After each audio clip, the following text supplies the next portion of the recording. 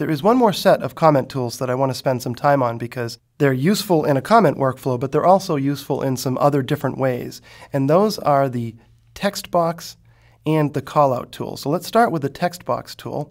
I'll click to select it. And then in this case here, what I want to do is actually add a date after my quote-unquote signature that I applied to this document. And that's what the text box allows me to do. I can place some random text on the page in a place of my choosing. I'll click and I'll drag. And when I do that, I create a little area on the page that acts like a text editor. So I'll type the date.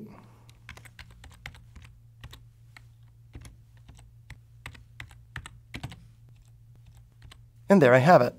However, right now it's a pretty dead giveaway that this was somehow added after the fact, or at least there's something noticeable about this because it's red and it has a box around it. Those are the properties of this particular text box, and I can change those. First off, let's change the text color and even the text size. I'm going to drag select over it. I'm going to select View, Toolbars, Properties bar. And because I have some text selected in a text box like this, I can use the text box text properties to change that. So first off, I'll center it in that area. Second off, I'm going to make it just a little bit smaller.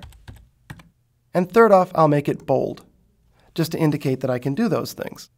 That's the text formatting with respect to size. The other thing that I can do is change the color of the text, and that is this little icon over here. So the text is selected. It was red, so I'm going to click this. I'm going to choose black, and that will change the text to black. And you can see that the text color changed here as well. Now there's one more aspect about this that I want to edit, and that is the fact that it has a line around it and the line is red. I just want to eliminate that line completely. So to do that, I'm going to click on this. Now notice the difference. When I double click in here, I have the text selected. The text box text properties bar lets me edit the text in the box. If I deselect it and then just click on it once, notice that I get a different set of properties that I can choose from.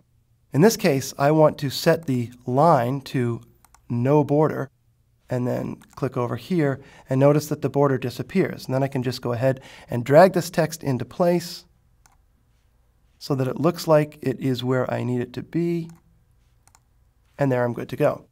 So with the text box tool, I can add some text to a document, format that text, and then format the box that contains that text. That's really, really useful if you need to add some text to a document in a hurry.